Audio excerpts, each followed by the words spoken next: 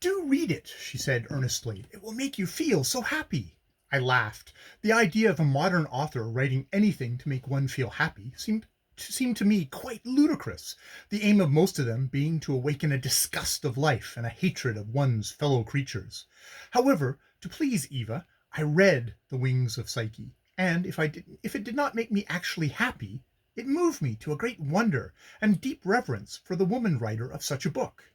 I found out all about her, that she was young, good-looking, of a noble character, and unblemished reputation, and that her only enemies were the press critics. This last point was so much in her favor with me that I at once bought everything she had ever written, and her works became, as it were, my haven of rest. Her theories of life are strange, poetic, ideal, and beautiful, though I have not been able to accept them or work them out in my own case. I have always felt soothed and comforted for a while in the very act of wishing they were true. And the woman is like her books, strange, poetic, ideal, and beautiful. How odd it is to think that she is within 10 minutes' walk of me now. I could send for her if I liked, and tell her all, but she would prevent me carrying out my resolve. She would cling to me womanlike, and kiss me, and hold my hands, and say, "No, Sybil, no, you are not yourself. You must come to me and rest." An odd fancy has seized me. I will open my window and call her very gently. She might be in the garden coming here to see me, and if she hears and answers, who knows, why perhaps my ideas may change, and fate itself may take a different course. Well, I have called her. I have sent her name, Mavis, softly on the sunshine and still air 3 times, and only a little brown namesake of hers, a thrush, swinging on a branch of fir, answered me with his low autumnal piping. Mavis! She will not come. Today God will not make her his messenger. She cannot guess. She does not know this tragedy of my heart, greater and more poignant than all the tragedies of fiction. If she did know me as I am, I wonder what she would think of me. Let me go back to the time when love came to me. Love, ardent, passionate, and eternal.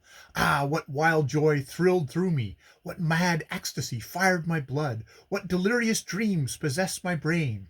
I saw Lucio, and it seemed as if the splendid eyes of some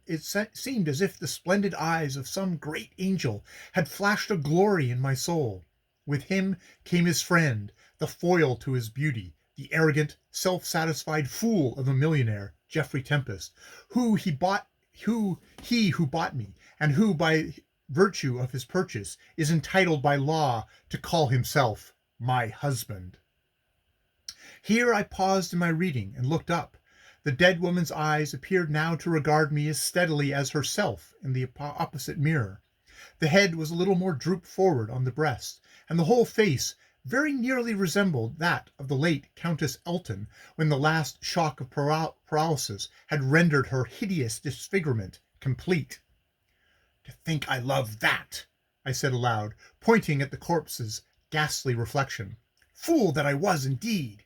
As great a fool as all men are who barter their lives for the possession of a woman's mere body.